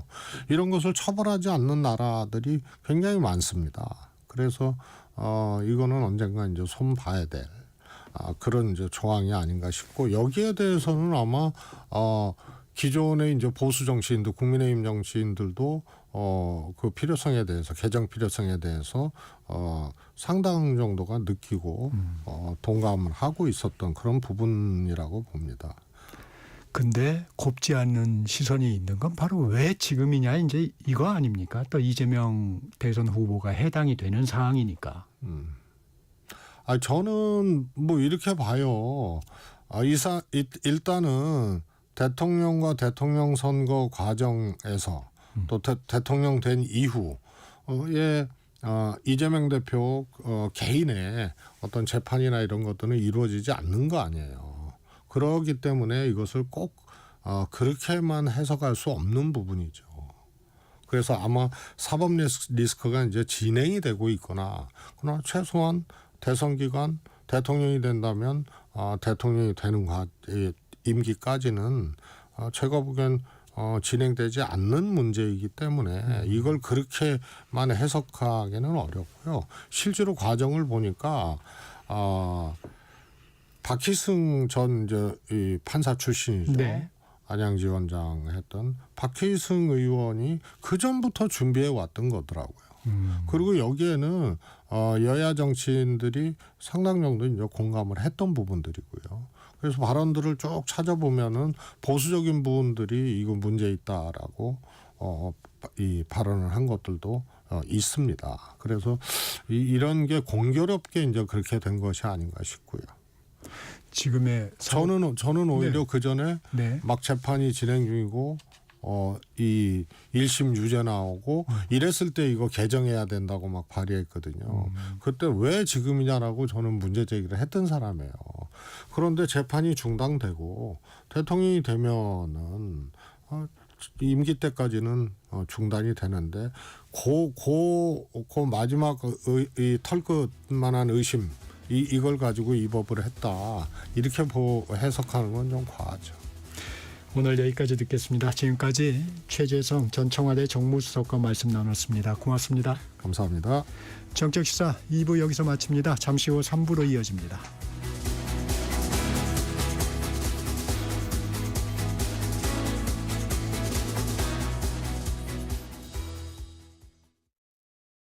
잠시 후 8시 반부터 일부 지역국에서는 해당 지역 방송을 보내드립니다. 워렌 버핏은 가치 투자, 필립 피셔는 성장주 투자, 피터 린치는 장기 투자. 방법은 달라도 목표는 하나. 성기영의 경제쇼가 성공의 길로 안내합니다. 깊이 있게, 명쾌하게, 지금 이 시대 경제에 관한 모든 것을 알려드립니다. 평일 오후 4시 5분 성기영의 경제쇼와 함께하십시오.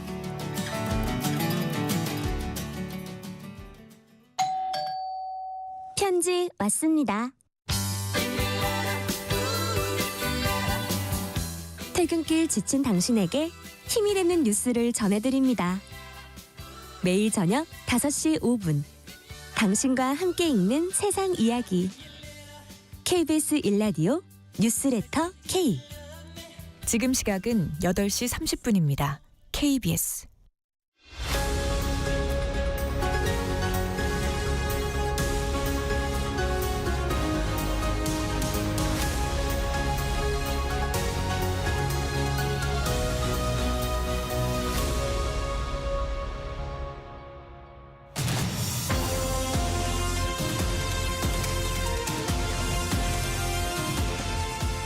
매주 목요일 성큼성큼 경제에 다가가는 진격의 경제 시간입니다. 오늘은 김인만 부동산 경제연구소장과 대선 후보들의 부동산 정책 살펴보겠습니다. 소장님 어서 오세요. 안녕하세요. 10대 핵심 공약을 대선 후보들이 발표를 했습니다. 여기에 나타난 전반적인 부동산 정책 어떻게 보셨습니까? 일단 뭐 저는 큰 기대를 하지 않았기 때문에 뭐 우리 20대 대통령 후보 시절 공약도 제가 다 분석을 그때 했었는데 사실 뭐 여당 야당 후보 공약이 비슷했거든요. 큰 차이가 없었는데 이번에도 내용을 보게 되면 전체적으로는 이제 공급을 좀 많이 늘리겠다라는 내용이 첫 번째고요. 두 번째는 교통 환경, 교통 대책을 좀 마련하겠다. 뭐 GTX 얘기가 들어가 있는데 이게 지난번 20대 대통령 선거 시절의 공약에도 뭐 대부분 비슷한 내용들이 가져온 건가요? 그럼?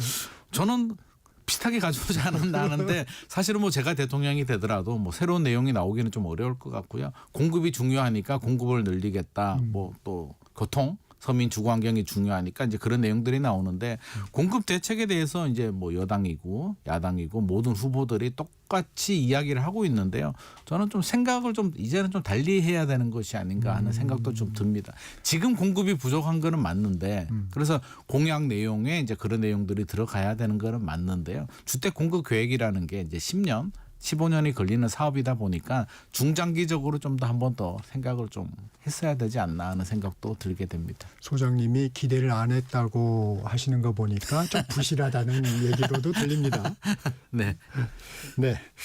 눈에 띈 그래도 이 정도는 좀 눈에 띈다. 뭐 이런 공약 좀 있습니까? 일단 이재명 후보 같은 경우는 전 뭐 4기 신도시가 첫 번째 눈에 띄고요. 3기도 아닌데 3기도 아직 마무리가 되지 않았는데 4기 신도시를 하겠다라는 내용이 좀 눈에 많이 띄었고요. 그리고 뭐 적경 지역까지 뭐 KTX를 연장하겠다라는 공약 내용도 있었습니다. 그래서 그런 내용들이 좋고 싫고를 떠나서 좀 그래도 좀 새롭다라는 느낌이 들었고요. 김문수 후보 같은 경우도 지방 5대 광역시에 GTX를 하겠다라는 내용이 좀 파격적으로 좀 느껴졌고요. 또 청년 주택들 반값 월세존을 만들어서 뭐 주거비 부담을 좀 줄여주겠다. 그리고 청년들을 위한 뭐 10만 호 공급 계획 뭐 이런 내용들이 뻔한 내용이면서도 또 그래도 이 정도면은 또 됐으면 좋겠다. 라는 생각도 들면서 쉽지 않겠다라는 생각도 들고 여러 가지 생각이 들었습니다. 그 333 지금 말씀해 주셨는데 청년주택 공급. 네네. 그건 좀 이 흡인력이 있어 보이던데 결혼하면 3년, 아이 낳으면 3년, 둘째 아이 3년, 9년간 이제 주거비를 지원하겠다는 거 아닙니까? 네네. 뭐 아이디어는 저는 굉장히 좋다고 생각하는데요. 아이디어는 좋은데 이제 실현 가능성이잖아요. 우리가 정책 공약을 볼 때는 저는 두 가지 관점에서 봐야 된다고 보는데요. 첫 번째는 필요하냐. 실제로 우리 경제나 서민 주거 안정을 위해서 필요하냐가 첫 번째고요. 두 번째 할 수 있느냐가 두 번째입니다. 그래서 두 가지 관점에서 봐야 되는데 김문수 후보의 333 정책 같은 경우는 필요한 건 맞습니다. 서민 주거 안정을 위해서 또 출산율도 올려야 되고 결혼을 해야 되니까 3년 뭐 5년도 좋고요. 3년도 좋은데 지원을 해주겠다는 방향성은 옳은데 내용을 보면은 10만 호를 매년 공급하겠다라고 합니다. 10만 호라고 하니까 우리가 이제 느낌이 잘 안 오잖아요. 잘 안 와요. 250만 호 공급 계획 나오고 윤석열 정부 시절에 10만 호면은 분당 신도시 또는 송도 국제도시의 세대수 공급 규모가 10만 호 정도 됩니다. 그러면 매년 분당 신도시 정도의 333 주택을 매년 10만 호면 5년이면 50만 호잖아요. 우리 3기 신도시 지금 개발하고 있거든요. 네. 문재인 정부 시절에 이제 네. 추진해서 지금 또 이제 본청약 하고 있는데 하남 교산, 남양주 왕숙, 뭐 부천 대장, 인천 계양, 고양 창릉인데 3기 신도시 5개를 다 합쳐도 25만 호 정도 나옵니다. 그러면 이게 현실적으로 1년에 10만 원씩 분당 신도시 5년 동안 공급한다는 거는 제가 볼 때는 이건 할 수가 없는 정책인 것 같습니다. 그래서 1년에 1만 호씩만 공급을 해줘도 굉장히 바람직하기도 하고 현실적으로는 1만 호도 만만하진 않다. 그런데 10만 호는 그냥 희망사항 나 열심히 하겠다라는 의지의 표현으로 우리가 이해를 하면 될 것 같습니다.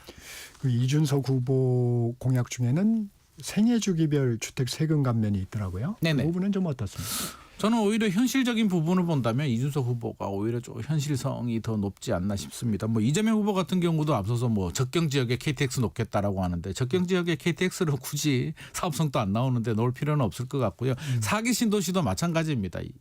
15년 후에 이제 완공이 될 텐데 15년 후에 우리 인구가 줄어들 가능성이 높은데 굳이 지금 15년 후에 여러 가지 를 고려했을 때 4기까지는 의미가 없어 보이고요. 이준석 후보 같은 경우는 이제 이렇게 거창한 책임지지 못한 말은 하지는 않은 것 같습니다. 그래서 할 수 있는 부분에 좀 집중을 좀 많이 했다라는 느낌이 드는데요. 전용 면적 59 아파트 집중 공급하겠다. 그러니까 뭐 10만 호를 공급하는데 예를 들어서 원룸 같은 걸 10만 호 공급하는 건 큰 의미가 없잖아요. 방 3개, 화장실 2개. 전용 면적 59 아파트가 필요하니까 몇 개인지는 얘기를 안 했습니다. 그냥 집중 공급하겠다니까 5천 개가 될지 1만 개가 될지는 모르겠습니다만 이렇게 우리 신혼부부들이 원하는 주택 그리고 생애 주기별이 뭐냐면 처음으로 사회초년생들이 생애 최초로 집을 살 때 취득세를 50% 감면해 주겠다. 그 사회초년생이 이제 결혼할 수도 있잖아요. 결혼하고 자녀를 출산하게 되면 취득세, 양도세 뭐 감면을 해 주겠다. 뭐 이렇게 단계 또 자녀를 출산해서 집을 넓히면 세금 혜택 또 주겠다. 이렇게 주기별로 할 수 있는데 좀 집중을 한 것 같습니다. 실현 가능성에 좀 집중을 했다.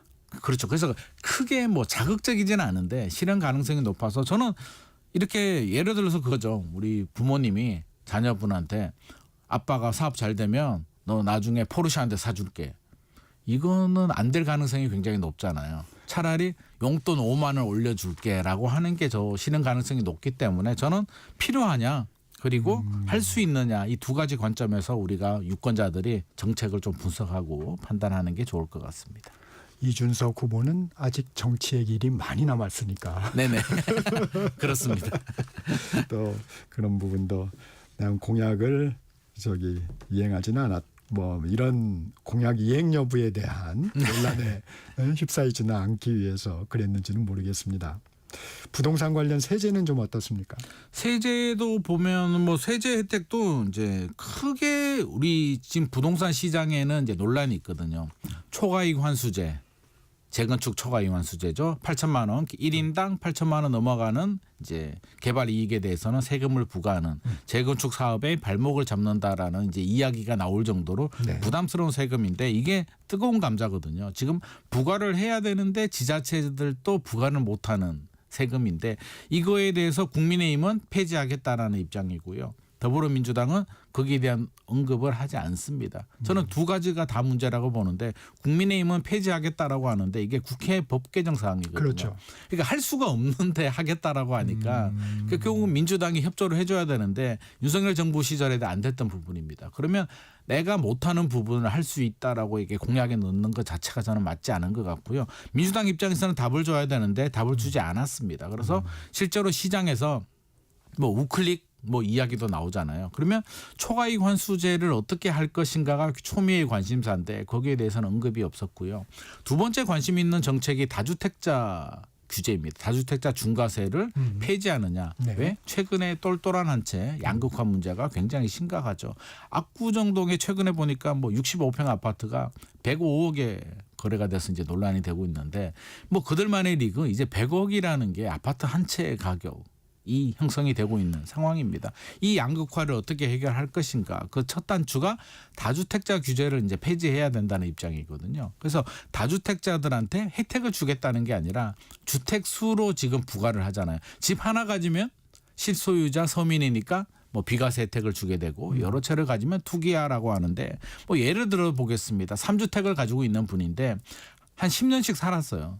집을 3개 가지고 있는데 A 주택에 10년을 살고 B 주택에 10년을 살고 C 주택에 10년을 살았습니다. 이분이 투기를 했을까요? 실거주를 했을까요? 그럼 실거주가 맞잖아요. 그러면 이렇게 오랫동안 실거주한 집에 대해서는 한 채가 아니라 3채를 가져도 비과세 혜택을 줄 수 있는 이런 정책이 좀 필요한데 여기에 대해서는 지금 어느 후보도 지금 국민의힘에서는 뭐 폐지를 하겠다라고 하는데 역시 법 통과가 안 될 것 같고요. 민주당에서는 아직까지 의견이 나오지 않고 있습니다. 그리고 또 초미의 관심사가 종합부동산세. 문재인 정부 시절에 굉장히 좀 부담스러운 세금이었습니다. 네. 근데 여기도 이제 공시가격 현실화 얘기도 있고 여러 가지가 있는데 국민의힘은 또 폐지하겠다라고 하는데 제가 볼 땐 폐지 안 될 것 같고 민주당에서는 여기에 대해서 뚜렷한 답을 지금 내놓고 있지 않습니다. 시장에서는 굉장히 궁금해하거든요. 이 3가지 법안에 대해서 더불어민주당은 어떤 답을 가지고 있을까? 어떤 생각을 가지고 있을까를 굉장히 궁금해하는데 아마 내부적으로 정리가 안 된 건지는 모르겠습니다만 아직까지는 답을 내놓고 있지 않습니다. 이 종합부동산세 예를 들면 지금 많이 낮아졌어요. 근데 많이 사실 낮아졌습니다. 이 법을 바꿔서가 아니고 공정시장가액이라고 하죠. 그렇죠. 공정시장 가액 비율을 그게 60에서 100%까지 조절할 수 있게 되어 있는데요. 기존에는 이제 80%로 맞췄는데 문재인 정부 시절에는 이제 그걸 100%까지 매년 5%포인트씩 올려서 100%까지 가려고 하다가 윤석열 정부는 그걸 60으로 내렸습니다. 그러니까 너무 극단적으로 한쪽은 100%까지 가고 한쪽은 또 너무 60%까지 내려버리다 보니까 이제 괴리가 굉장히 큰데 이 부분은 60으로 그대로 내버려 둘 것인가 아니면 예전처럼 80으로 가느냐 다시 100% 가까이 올리느냐도 관심사인데 아직까지는 뭐 거기에 대해서는 뚜렷한 뭐 이야기 언급이 없는 상황입니다. 이건 시행령이죠. 시행령입니다. 그래서 정부가 할 수 있는 부분이고요. 네. 종합부동산세는 앞서서 말씀드렸듯이 그 공시가격이 있으면 공정시장 가격 비율로 이제 조절을 할 수가 있고요. 거기에 이제 세율이 더하게 됩니다. 그래서 세율을 중과세할 수도 있고요. 공정시장 가격 비율을 올릴 수도 있고 공시가격을 올릴 수도 있는데 문재인 정부는 3가지를 다 올렸고요. 차기 정부에서는 어떤 부분에 대해서 초점을 맞출 것인가. 제 생각에는 아마 공시가격만 현실화를 하면서 조금 더 올라가는 수준 정도 되지 않을까. 저는 그렇게 예상을 하고 있습니다. 점진적으로. 그리고 지금 당장 세율이나 공정시장 가격 비율을 뭐 100%라든지 이렇게 크게 올리기는 좀 부담스러운 상황 아닌가 싶습니다. 그러면 단계적으로 올릴 것 같다. 네네. 만약에 민주당이 집권을 한다면. 그렇습니다. 네. 소장님은 아까도 잠시 언급해 주신 것 같은데 양극화 문제 이제 이 부동산을 바라보는 시각을 좀 달리해야 된다 이런 부분을 강조하고 계신 걸로 알고 있는데 이 부분은 좀 어떤 내용입니까? 지금 우리 사회의 최대 화두가 이제 양극화 문제입니다. 최근에 이제 서울 집값, 강남 집값이 이제 뭐 신고가 나오고 지금도 현장에 가보면 뭐 매물이 없을 정도로 신고가가 나오고 있는데요. 과거에도 이제 강남 집값이 올라가고 지방 집값이 떨어졌다가 다시 강남 집값이 조정이 되고 지방 집값이 올라가면서 갭을 메우고 이렇게 올라갔던 적이 여러 번 있었습니다. 그래서 이번에도 똑같아라고 이제 생각을 하면서 굉장히 좀 안일하게 생각을 하고 있는데 저는 예전과는 좀 다름을 많이 느끼거든요. 이거는 양극화의 문제 때문에 지방에 있는 돈들도 지금 서울 강남이 빨아들이고 있는 굉장히 안 좋은 현상으로 보고 있습니다. 지방 소멸 문제가 이제 현실화됐다. 현실. 지방에 가보면 공실 문제도 그렇고요. 굉장히 좀 심각합니다. 그래서 저는 우리 정치인들이 또 관료들이 지방에 가서 한 달 정도만 한 달 살이만 좀 해보셨으면 참 좋겠다라는 생각을 좀 가지고 있는데요. 네. 이 문제를 해결하려면 앞서서 말했듯이 뭐 다주택자 규제 폐지 이거 하나만 가지고는 쉽게 해결이 안 됩니다. 정책 하나로 해결될 문제 같으면 뭐가 고민이 있겠습니까? 궁극적으로는 지방 경쟁력을 좀 강화시켜야 되는데요. 인구를 늘리기는 현실적으로 좀 어렵다면 지방에서 서울로 유출되는 인구를 좀 막아야 되는데 그게 왜 서울로 가냐라고 물어보면 10이면 10명 똑같이 얘기를 합니다. 일자리잖아요. 양질의 일자리가 다 서울 수도권에 있기 때문에 그러면 지방의 양질의 일자리 뭐 부산, 대구, 광주 같은 거점 도시들 일자리를 확성화시키기 위해서 대기업들이 지방에 가게 되면 예를 들면 뭐 한 50년간 토지 무상 임대해 주겠다. 10년 법인세 안 받겠다. 이런 파격적인 정책이 좀 나와줘야 될 것 같고요. 두 번째 기업들이 안 가는 이유를 좀 물어보게 되면 사람 구하기가 힘들다고 합니다. 인재가 대전까지만 내려오고 지방으로 내려가게 되면 안 간다고 합니다. 나는 그냥 다른 직장 갈래. 라고 하면서 인재 영입이 안 되기 때문에 지방의 거점 국립대학교들을 많은 투자를 해서 포항공대 수준 정도로 만들어 준다면 그리고 세 번째가 이제 병원 이야기를 많이 하십니다. 그냥 병원 때문에 세브란스 병원, 아산병원 찾아서 삼성병원 찾아서 서울로 오시거든요. 지방의 거점 그 대학 병원들 좀 더 좋게 많이 육성을 좀 할 필요가 있는데 이런 정책들을 제가 찾아봤거든요. 여당 야당 후보들 중에 아무도 지방 경쟁력 강화에 대해서는 이야기를 하지 않더라고요. 그냥 철도 깔아주겠다, GTX 깔아주겠다라고 하는데 지방에는 GTX가 필요한 게 아니라 양질의 일자리가 필요한 것 같습니다. 이게 부동산만 볼 게 아니고 연계해서 사회 전체적으로 봐야 되는 문제군요. 오늘은 여기까지 듣겠습니다. 지금까지 김인만 소장과 말씀 나눴습니다. 고맙습니다. 감사합니다. 전격시사 듣고 계신 지금 시각 8시 45분입니다.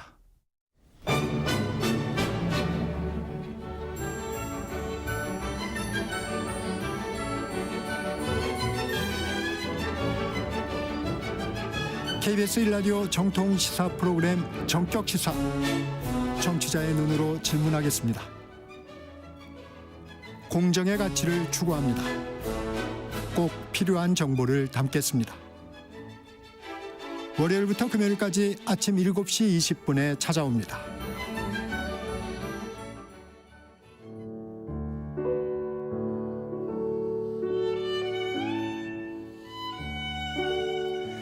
매주 목요일 문화 이슈를 다루는 문화 이슈, 김원식 문화평론가 나와 있습니다. 안녕하세요. 네, 안녕하세요. 대선 선거운동이 시작되면서 선거송도 화제입니다. 후보 선거송이 원곡이 겹치는 경우도 있다는데 어떻습니까? 네, 그렇습니다. 대표적으로 이제 질풍가도라는 노래인데요. 네. 이게 원래는 일본 애니메이션 주제가인데 이걸 한국어 노래로 부른 것 이번에 양 당에서 이렇게 선거송으로 사용을 하면서 이게 중복이 됐습니다. 가사를 보면은 희망을 안고 달려갈 거야 너에게 뭐 이런 이제 가사가 있는데 네. 이게 이제 선거송으로 쓸만 하죠. 사실은 이재명 캠프에서 뭐 2022년에 먼저 사용했다 이렇게 볼 수도 있을 것 같습니다. 네. 이번에 이제 김문수 캠프 쪽에서 사용을 하게 됐는데 문제는 이제 특히 길거리에서 이렇게 앰프로 소리를 듣다 보면은 가사가 잘 안 들리잖아요. 네. 물론 이제 각 후보는 가사를 좀 바꿔가지고 선거송을 사용하고 있는데 그런 면에서 여기저기서 구분이 잘 안 된다. 헷갈렸다. 뭐 이런 유권자들의 반응이 있었습니다. 보통은 중복되지 않는데 왜 이번에는 이런 일이 일어났을까요? 그렇죠. 그래서 이 경쟁하는 당에서 먼저 사용할 경우에는 뭐 서로 조율해가지고 피하는 경우도 있고 또 원 저작자가 뭐 그걸 또 상대 당에서 이렇게 사용을 했기 때문에 뭐 안 된다 이런 식으로 하는데 이번에는 이 노래의 원 저작자들이 민주당과 국민의힘에 모두 다 캠페인송 사용을 허락하는 네. 그런 상황이 돼버렸습니다. 물론 법적으로 제한 사항은 없어요. 뭐 한쪽에 썼는데 한쪽은 안 된다 이렇게 되는 건 없는데 그리고 이제 궁금하시는 내용이 뭐 과연 저작권료가 얼마나 되느냐라는 건데요. 그것도 궁금합니다. 예. 그래서 대선 같은 경우는 200만 원입니다. 그리고 광역단체장 선거 같은 경우는 100만 원, 기초단체장 선거는 50만 원, 국회의원 선거도 50만 원이고요. 가장 저렴한 거는 이제 기초의회 같은 네. 경우에는 12만 5천 원 정도 이렇게 되고 교육감 선거도 50만 원 이렇게 의원은 이제 25만 원 정도 이렇게 됩니다. 이게 생각보다는 물론 생각에 따라 다를 수 있지만 좀 적어 보입니다. 물론 이제 그 적어 보인다고 하실 수 있겠습니다만 지불하는 쪽에서 봤을 때는 이제 그렇지 않을 수 있다라고 네. 충분히 생각을 할 수가 있겠죠. 네네. 이 로고송을 쓰려면 어떤 절차가 좀 필요한가요? 일단은 뭐 쓰겠다라고 하고 돈을 이제 지불하면 다 되는 거냐라는 뭐 그런 생각을 할 수 있겠습니다만은 저작 인격권이라는 게 있습니다. 이제 저작 인격권은 뭐냐면 이 동일체를 유지해야 되느냐. 그러니까 쉽게 말씀드리면 노래 같은 경우에는 그걸 개사를 할 수 있느냐라는 거죠. 그러니까 사용을 허가한다 하더라도 그 이후에 개사를 하는 경우에는 협의를 해야 됩니다. 저작권자하고. 어느 부분을 어떻게 어느 정도까지 그리고 그 개사의 내용이 과연 원 저작자가 허용할 수 있을 만한 것인가 이런 걸 다 조율을 해야 되고 그거에 따라 가지고 또 후속적으로 이 개사료를 또 지불을 해야 됩니다. 그러니까 원 저작곡을 그대로 사용하는 것과 이 개사를 해서 사용하는 것은 따로 협의를 해야 되고 그에 대한 비용도 다시 발생을 하기 때문에 그건 저작권료하고 또 다른 부분이고요. 네, 그렇죠. 네. 네, 저작 인격권이 이제 달라지는 부분이기 때문에 이런 부분들 이제 참조를 하시면 좋겠습니다. 주요 후보의 선거송 좀 소개해 주시면 어떻습니까? 네, 그래서 이재명 캠프 쪽은 가장 많은 18곡입니다. 그래서 윤수의 아파트를 비롯해서 붉은 노을, 부산 갈매기, 남양열차 같은 노래들 좀 많이 들어보신 것 같고요. 김문수 캠프 쪽은 뭐 김종국의 사랑스러워, 주열리의 네가 참 좋아, 영탁의 찐이야, 더블S 501의 유할맹 같은 수능 금지곡을 중심으로 중독성 있는 곡들 11곡이 포함됐고요. 이준서 캠프 같은 경우는 박현빈의 아뜨거를 개사를 해가지고 여러 가지 메시지를 담았는데 이 곡 같은 경우는 2017년에 홍준표 캠프에서 선거송으로 사용해가지고 좀 화제가 많이 됐었어요. 그래서 네. 이번에 뭐 일화에 따르면은 전 홍준표 시장한테 이 노래를 쓸 수 있냐고 이렇게 물어봤다는 얘기도 지금 나오고 있어서 뭐 오케이 했다고 합니다. 네, 칸 국제영화제가 개막됐죠? 네, 그렇습니다. 그래서 프랑스의 아멜리 보낭의 첫 장편 영화죠. 리브 원데이로 칸 영화제 개막작 이제 문을 열었고요. 그리고 황금종려상을 2차례 받은 형제 감독이죠. 다르덴 형제의 신작 더 영 마더스홈이라든지 또 줄리아 디크로노의 알파, 웨스 앤더슨의 페니키안 스킴 등이 황금종려상을 두고 이제 네. 레이스를 펼치게 되겠습니다. 이번에 한국에는 역대 6번째로 홍상수 감독이 심사위원을 맡아서 또 참여를 했고요. 황금종려상은 24일 폐막식 행사에서 이제 공식적으로 발표가 됩니다. 이번에 경쟁작인 우리 작품이 가지는 못했습니다만은 애니메이션이 선전했죠. 정유미 감독의 단편 애니메이션 안경, 그리고 허영 감독의 첫 여름이 이제 비경쟁 부분에 초대가 됐습니다. 이번에 명예 황금 종려상의 올해 수상자로는 미국 배우 로버트 드니로가 선정이 돼서 또 눈길을 끌기도 했습니다. 할리우드 원로 배우죠. 이 로버트 드니로가 도널드 트럼프 미국 대통령을 속물이라고 비판했다고 그래요. 왜 그렇습니까? 네, 그렇습니다. 명예 황금 종려상을 받은 후에 수상 수감으로 직격탄을 날린 건데요. 네. 사실 이제 가장 가까웠던 거는 두 가지 이슈입니다. 네. 미국의 최고 문화기관 중 한 곳인 케네디 센터의 수장으로 트럼프 대통령이 자신을 임명했거든요. 아니, 자기가 스스로 임명하는 건 참 문화에서는 받아들이기 힘들 것 같다는 생각이 드는데, 더더군다나 트럼프 대통령은 지난 일기에 이어가지고 예술, 인문학, 교육에 대한 자금과 지원을 완전히 이번에는 삭감을 해버렸던 상황이거든요. 네. 과연 자격이 있느냐라는 걸 묻는 것이고, 그러니까 결국 실질적인 지원을 안 해주면서 명예욕이 굉장히 큰 것으로 보니까 속물이라고 이렇게 비판한 게 아닌가라는 생각이 들고, 특히나 이 영화 관세 100% 부여 문제도 있었잖아요. 네.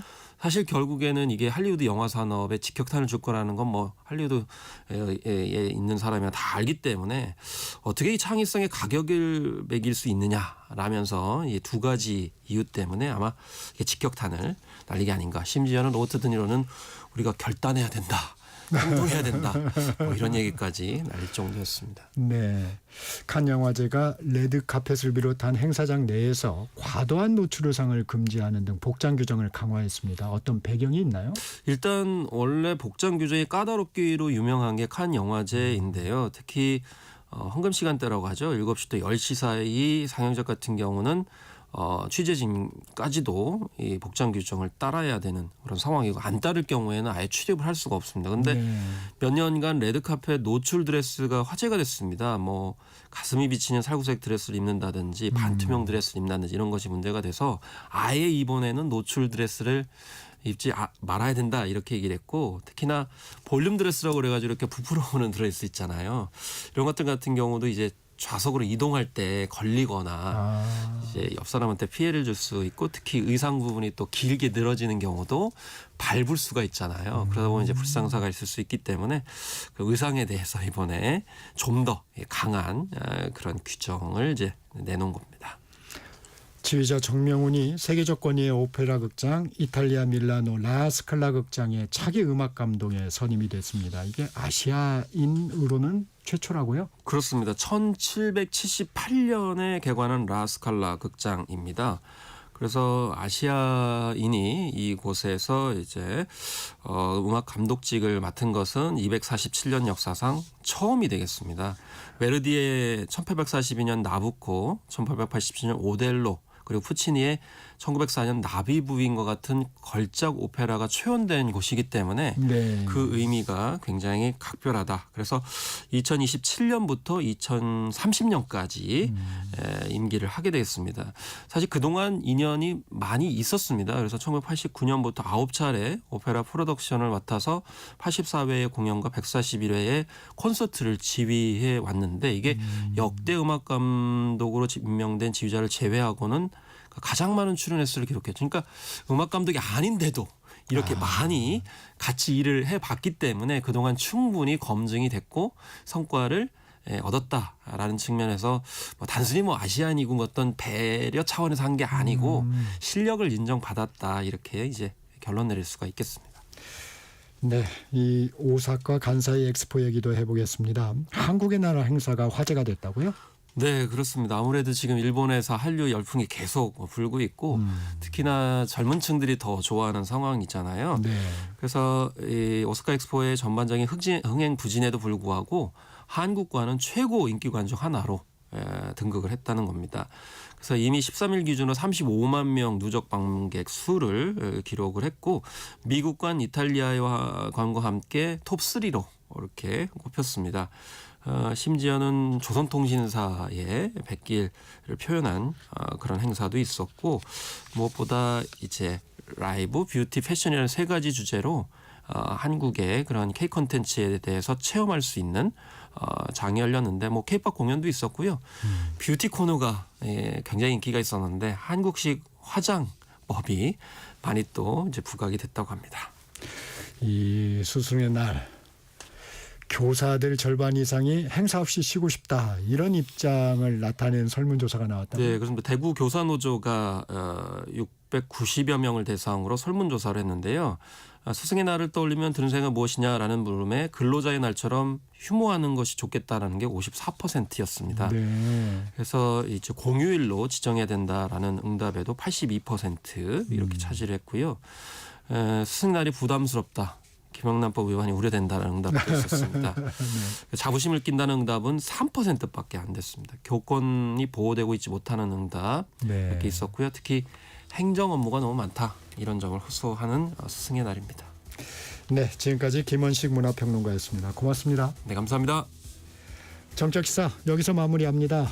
진행의 정창준이었고요. 내일 아침 7시 20분에 다시 돌아오겠습니다. 여러분 감사합니다.